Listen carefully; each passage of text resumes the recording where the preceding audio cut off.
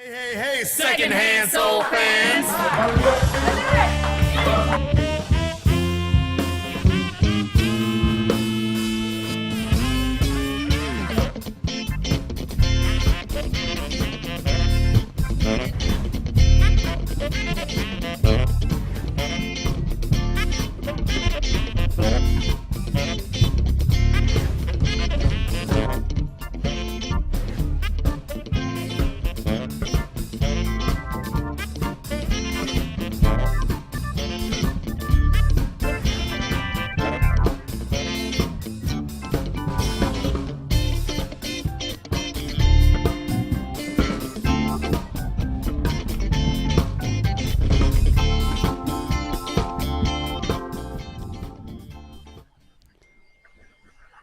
Hey, secondhand soul fans. It's me, your friendly neighborhood soul man, Lyle Dynamite Miller. And I'm here with Kathy Fern. And the sax man, Dave Drower. How's it going out there, everyone? You guys, we are so happy to be back on episode 4 of the Secondhand Soul Band show. And we are live today on our Facebook and our YouTube channels. We are happy to see you all again. And we're all wearing our masks and we're not even in the same room. Just kidding, but this virus is no joke. The more everyone wears a mask, the sooner we will be able to go back to the way things were. I cannot wait. Yes, that's right. So please, everybody, put your mask on. And don't forget, if you want to comment or ask a question or send us some love, put it in the Facebook. All right. If you guys have any questions or you want to send us any questions that we could address at the end of the show, put it in our Facebook chat there. Or if you have a YouTube comment, make sure if you're on the YouTube page to add it in that comment box, and we'll get to it towards the end of the show. All right, so let's get started. Yeah, so today we're going to be doing some venue news, over underrated, stars you've never heard of. That's a new segment today. Yes. And then a Q&A. So be sure, like Lyle said, to post your comments and questions in Facebook and YouTube, and we'll be watching for those comments. So unfortunately, we got so let's do some venue news, Dave. All right, let me pop up the video. I got it all fixed up for us today.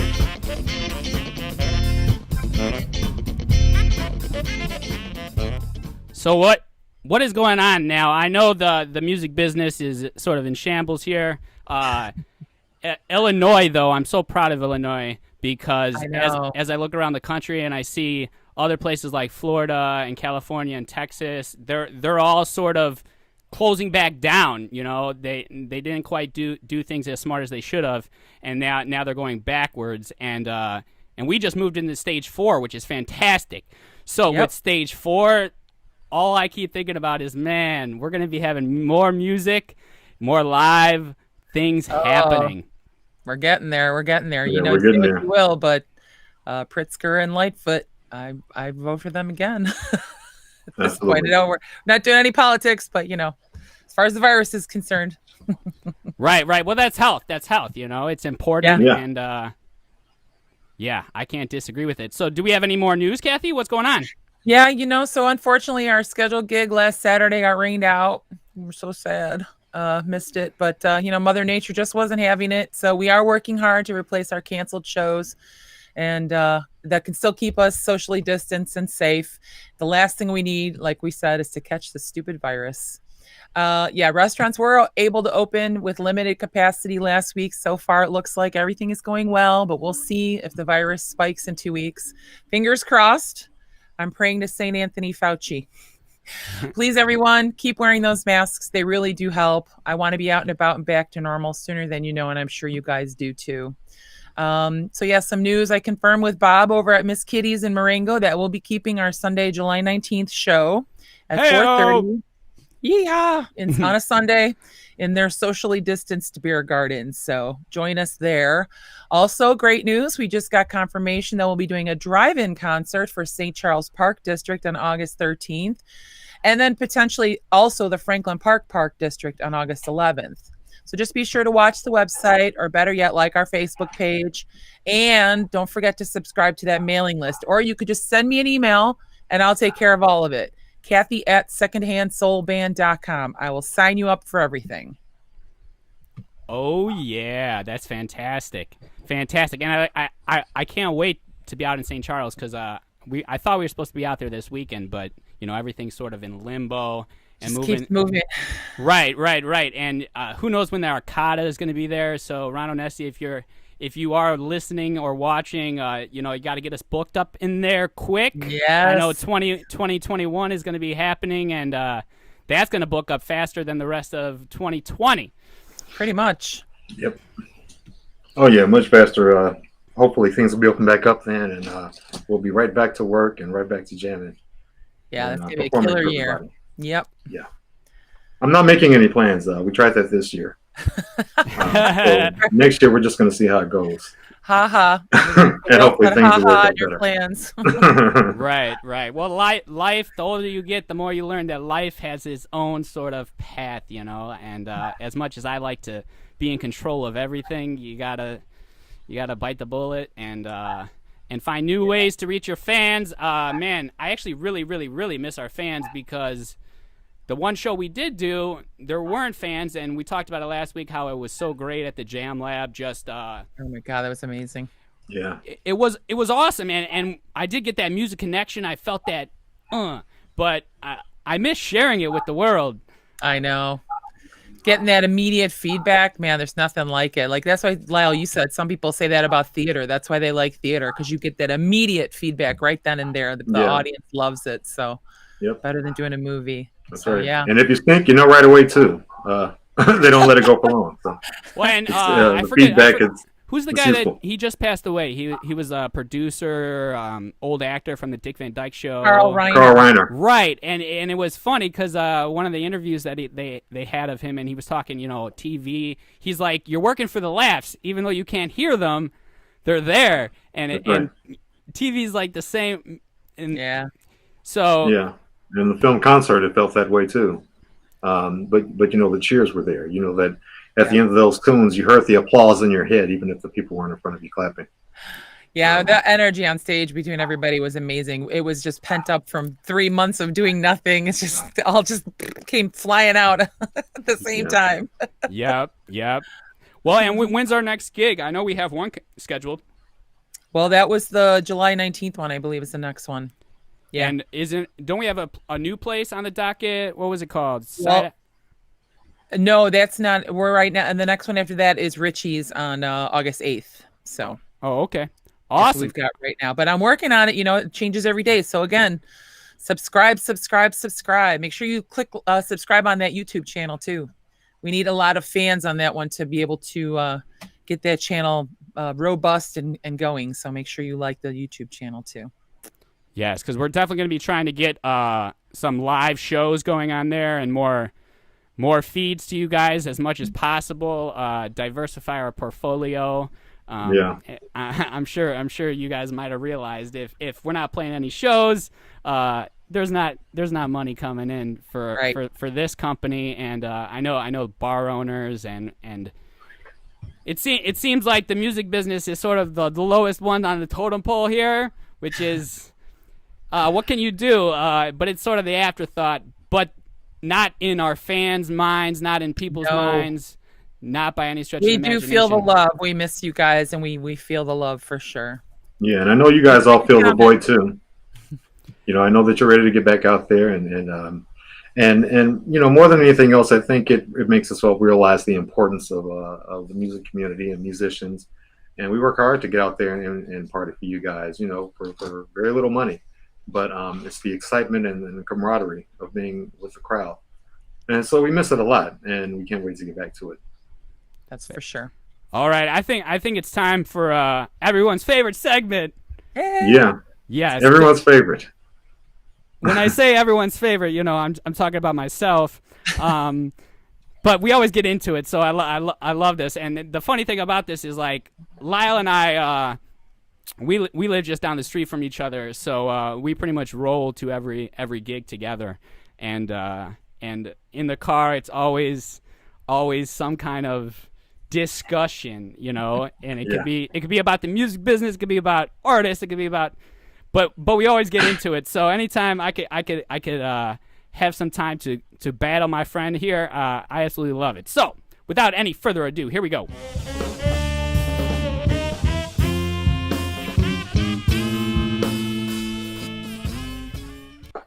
All right, Lyle. All right, so, welcome to Over Underrated. Who do we got today? Well, apparently we're going to feature Aretha Franklin this week for Over Underrated. Now, a little bit about Over Underrated.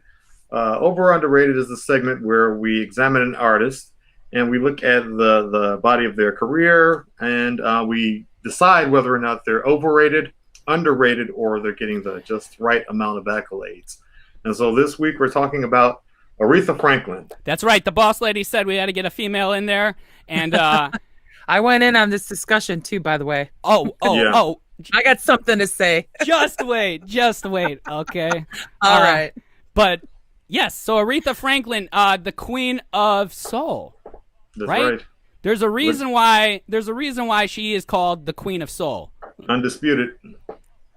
And undisputed. Undisputed Queen of Soul. It doesn't even begin to go. Aretha Franklin is she okay? Well, I'll say I'm biased because she's probably my favorite female singer. Favorite singer, I think, is Aretha Franklin. Besides me? Just unbelievable. Next to Kathy, yes, of course. Keys put it in. Wait for your turn, Kathy. All right, sorry. Unbelievable amount of range, musicianship. She wrote more songs than people know about. Yep. The voice, if you took one, it's just like Stevie. If you took one thing from Aretha Franklin, if she was only a songwriter, she would rival Diane Warren or the top songwriters. If she was just a vocalist, she would rival every top vocalist out there. She is tremendous. And I still haven't watched Amazing Grace because I have not mourned her properly. I don't think I'd be able to get through it. Like, she's so powerful and Amazing Grace. And did you see the performance? What was it? I Feel Like a Natural Woman she did for Carole King, was it? Oh yeah. And it unbelievable. And she started out playing on the piano on that tune, and she was north of 60 at that time and blowing away everybody on the stage still effortlessly. Right. And I think about there's two female singers that in my mind just are years beyond everybody else, and that's Lady Day and the Queen of Soul. It's just unbelievable. Their voices, their timbres, you could be able to change it. And we're gonna bring Kathy in here in a second, and she's gonna be telling you a little bit about, everybody today. What's the answer? Let's see what Google has to say about this. And it's hilarious to read some of these things because how can you even compare?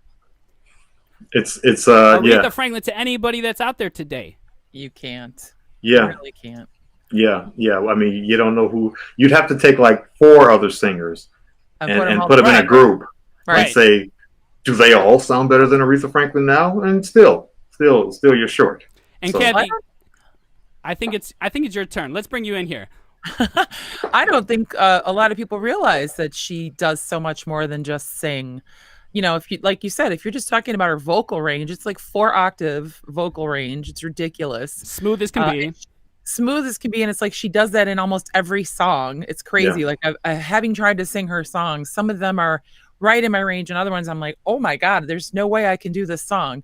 And then, then she's such an instrumentalist and can play the piano like nobody's business, jazz or soul or anything R&B.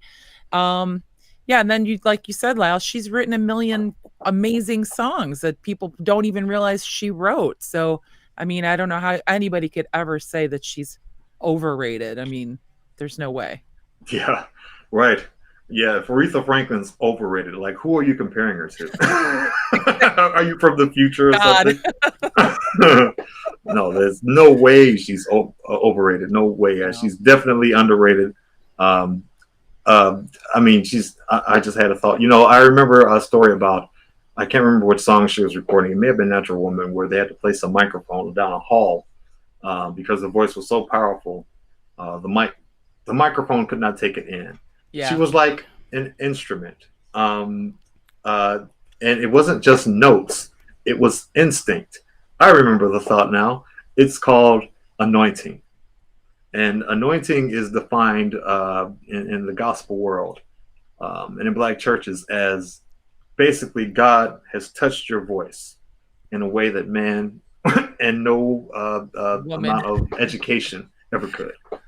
Yeah. And that's what she had like her entire life. Like she didn't know anything else. It would be like you'd have to teach her how to sing badly, and I don't know if she'd be able to learn it. Right. Well, and that's music. Music's ingrained in our DNA. There's something about it, and I love how people try to make it. We used to get in arguments all the time over theory. You know, what key is this song in? What is this chord function and all this other stuff? And I love doing that just because it makes me think about why the art makes sense. But that's from an analytical perspective. Music is not analytical. It's art. It's inside of us. There's something about it. This is why people were making flutes out of bones way back in the day. It's because it's part of us, just like breathing.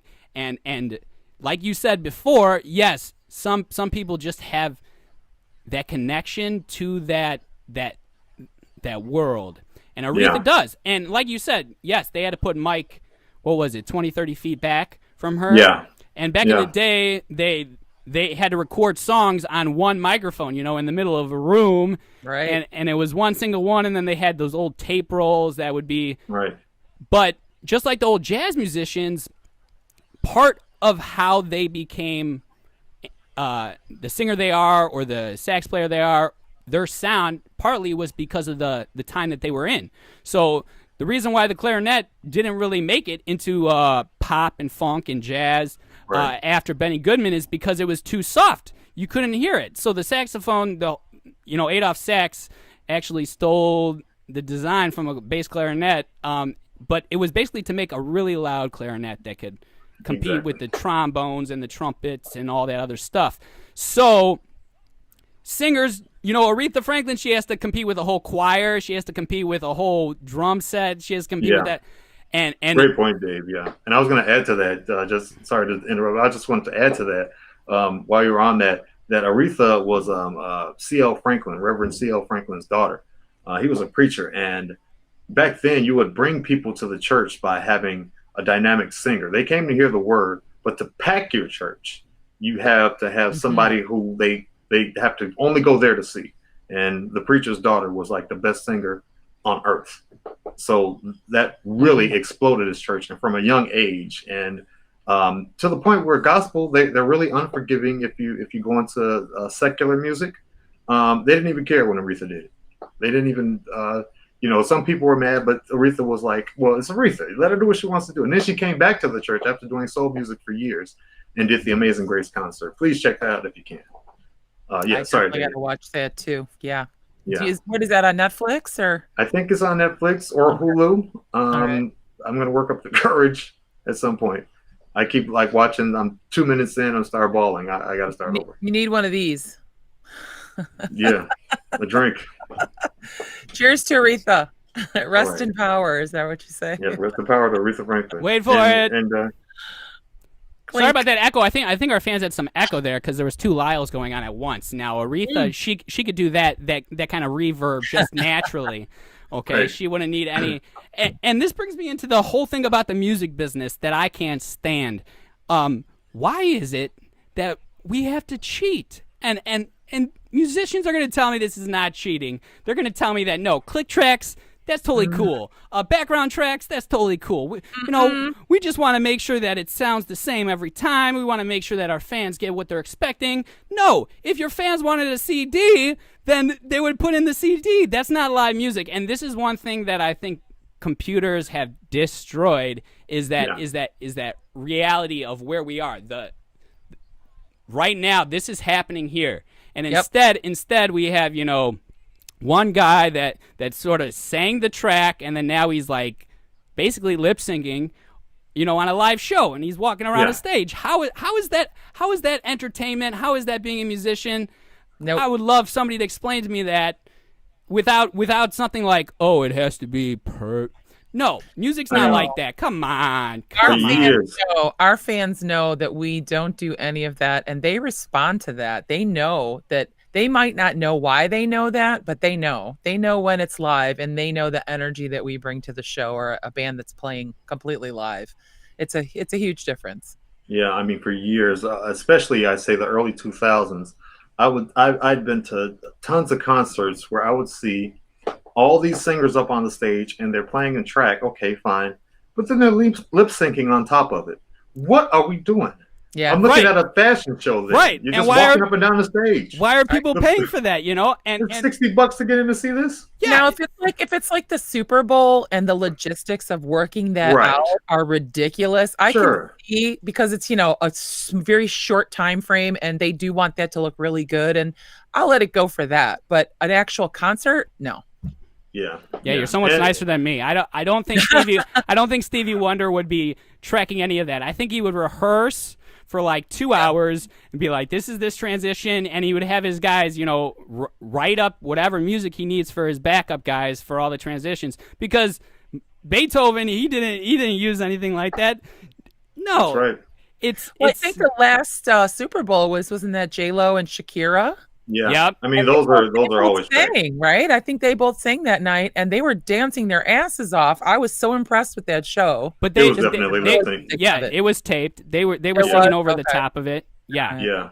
Yeah. Just to be picky, but it depends on the venue too, I guess. But it had to be extremely extenuating circumstances to lip sync anything. It just does.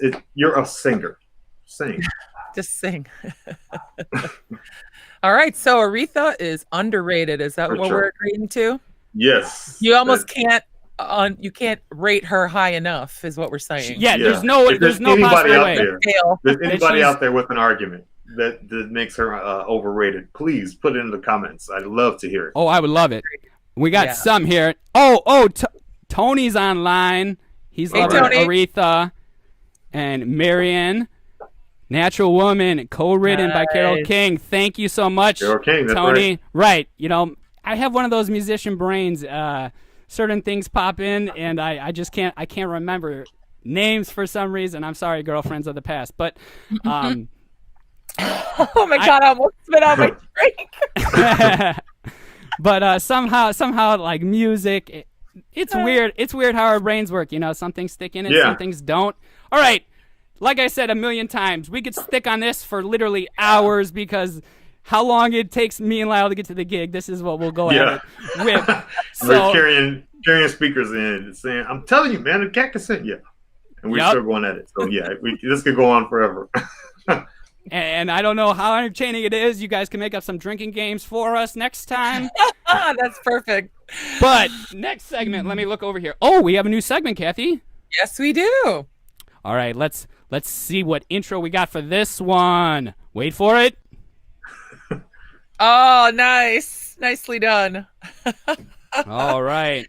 Yeah, so I got this idea for this segment because Lyle told me about a guy that I had never heard of that was known as the White Knight of Soul. I'm like, okay, I got to look him up. So I looked him up on YouTube, and there he was, Wayne Cochran. So Talvin Wayne Cochran was born on May 10th, 1939 in Thomaston, Georgia, to a cotton mill worker and a farmer wife. So he was influenced by country and R&B music he heard on the radio, and he fronted his first band called the Rockin' Capris. And as a teenager, he eventually left high school to pursue music as a full-time career. Hey, Dave, are we going to show that YouTube? Yes, I do. And before we start with that, keep in mind that no, we're not trying to take rights away from anybody. This is right off the YouTube, so we probably can't make money on this episode, but that's okay. That's okay. Here we go. We'll talk about it on the other side.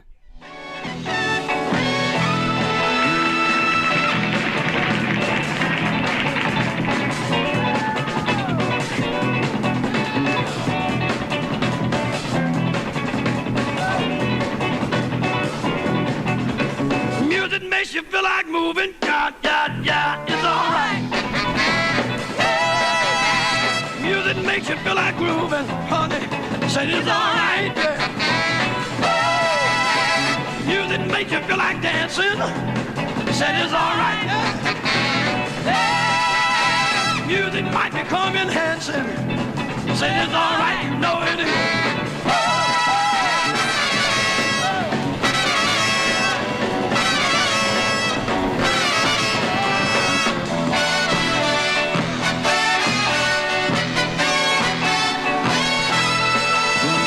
Music makes you feel like clapping. It's alright, you know it is. Little CC rattles are happening. Said it's alright, you know it is. Music makes you feel like singing. Yeah. Said it's alright, yes it is. Good music to you is what we're bringing. You know it is. It's alright, yes it is.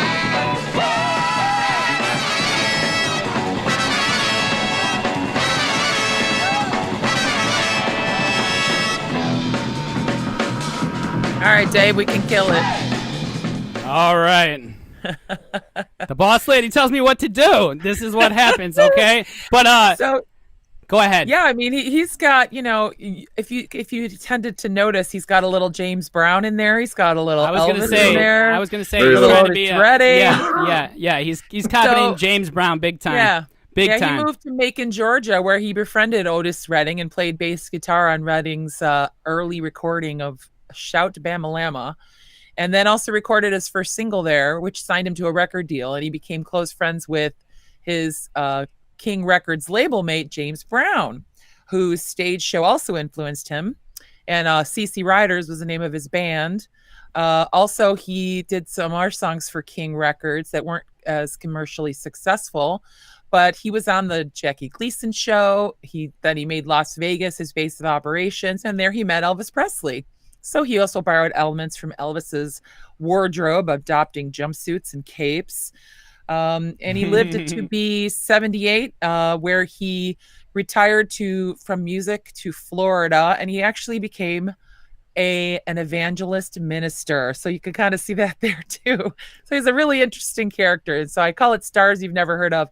Not necessarily this guy was a star, but he had star qualities, like somebody that you'd want to know. Is this an interesting person. So well, and it's funny to me because yes, he's sort of like the standard like white businessman like Bill Gates stealing the mouse because the sound is so James Brown, but I don't really want to talk about that. I want to talk about horns back in the day. This was a respected part of music, and if you just listen to that, there's a reason why this guy isn't necessarily a household name, but those horns were rocking, and what did it bring? It raised the level of that song so much. If it didn't have that, I would not be really watching very much of it at all. But man, all those horns together, that's that energy. That's the thing that you can't explain. So nowadays when it's like, oh, you have a 6-piece band or something like that, or a 10-piece band, that's going to cost this much.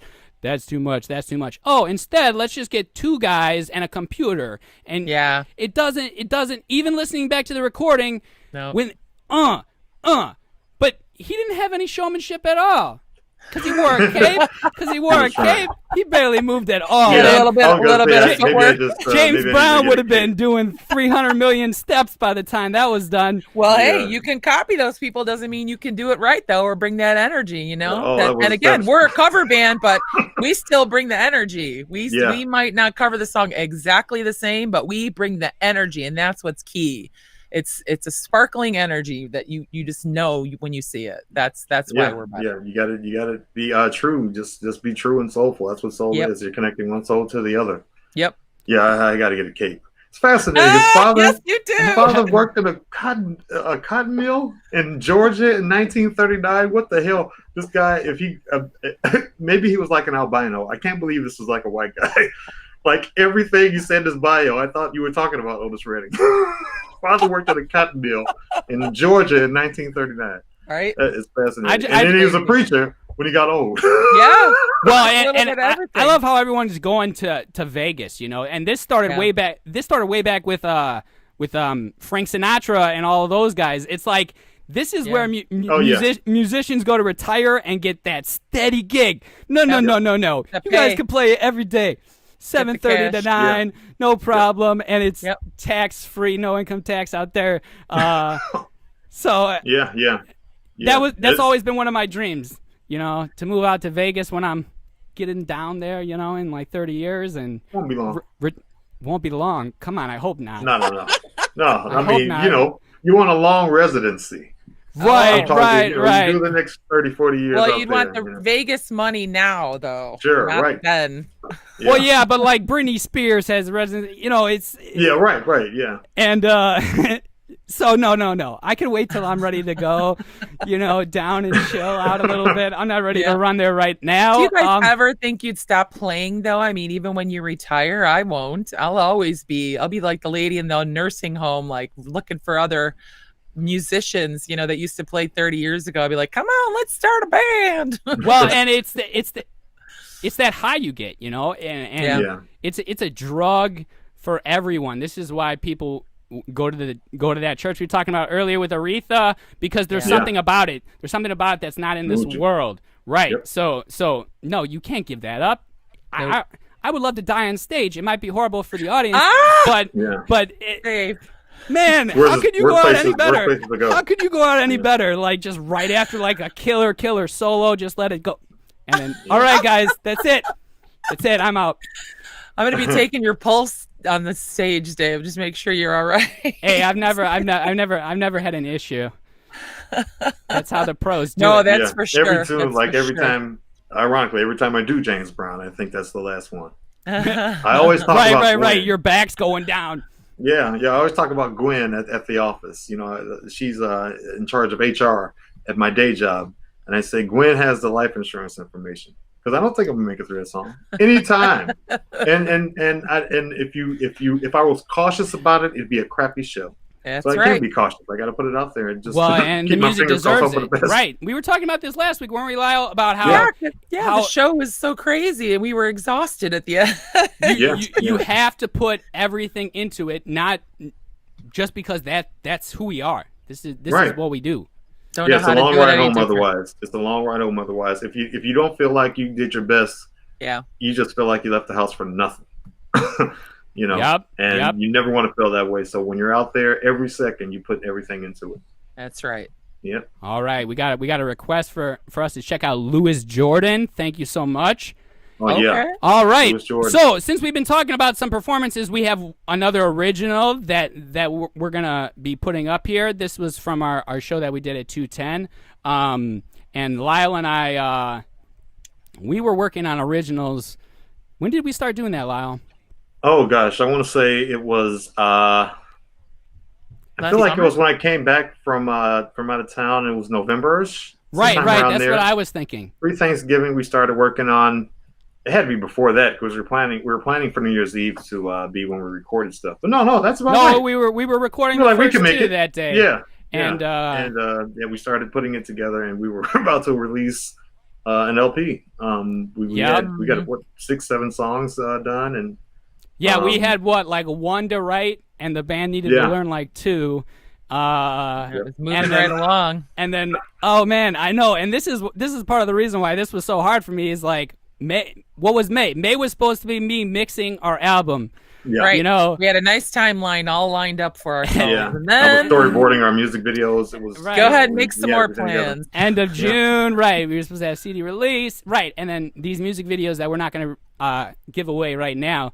But instead of the music videos, we're doing this show and the LP got put on hold but we definitely are going to be having some behind the scenes about how because right now you're in my, I'm in my, studio. I call it my studio. That's the lab where we're at. Yep.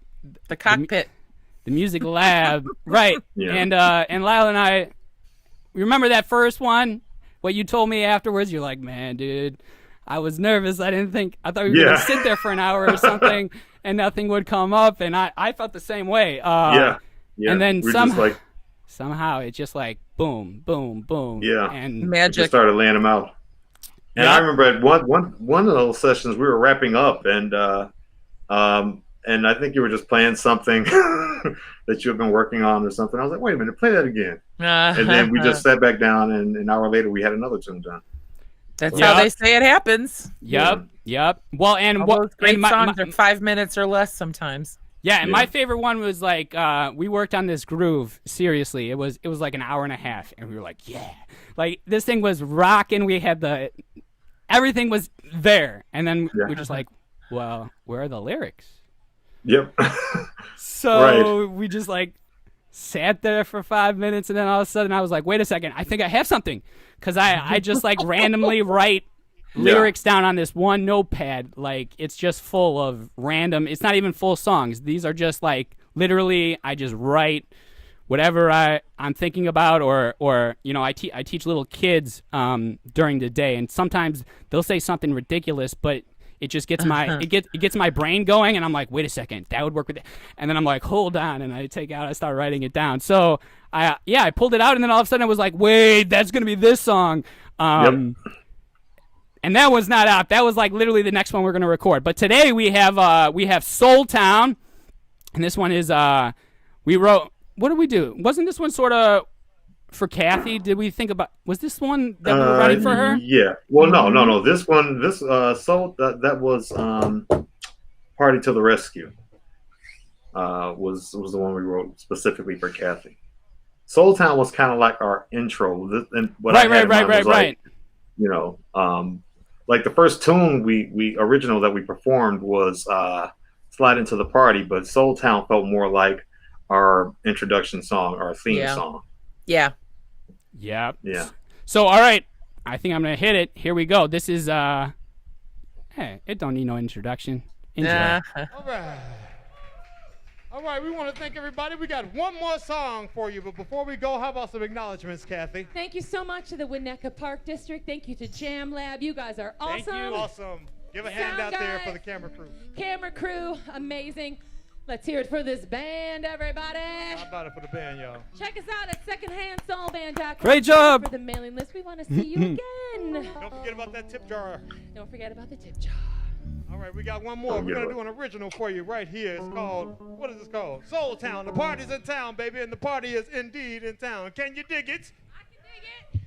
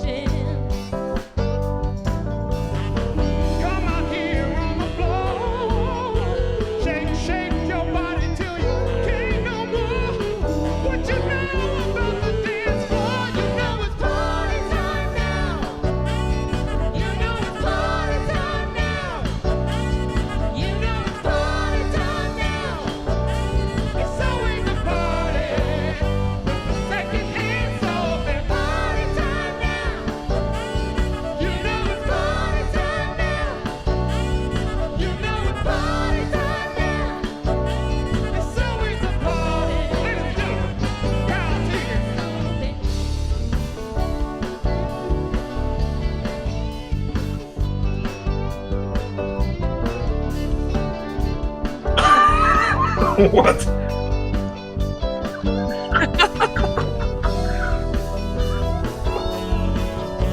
Chicken cow?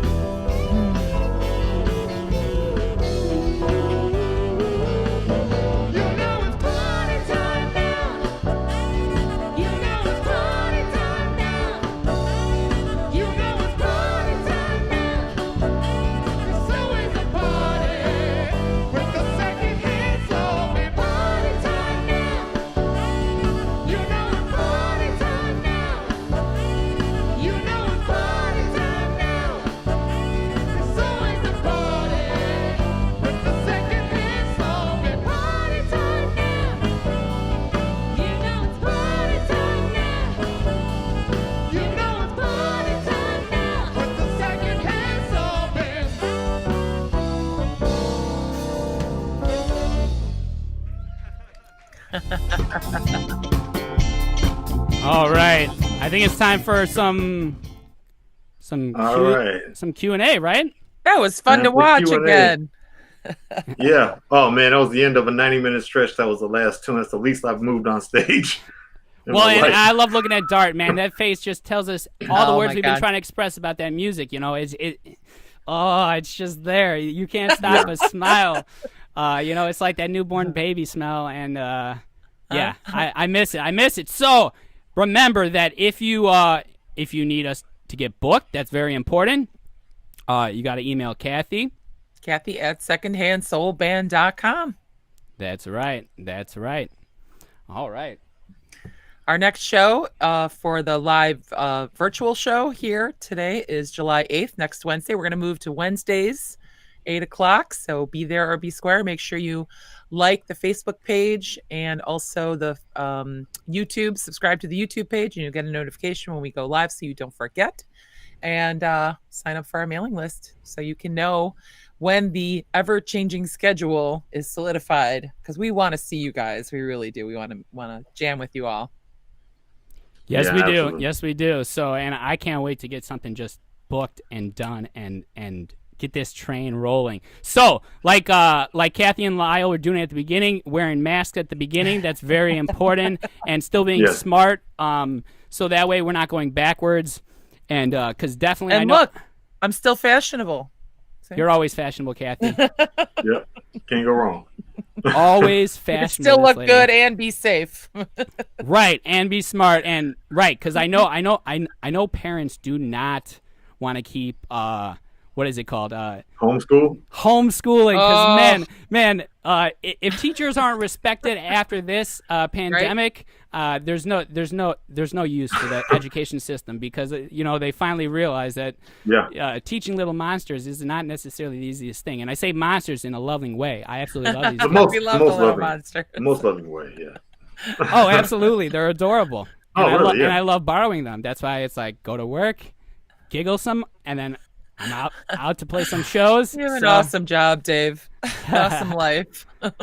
Yes, I do. It could be better, but hey, what can you can't complain. It don't help nobody. Nobody cares?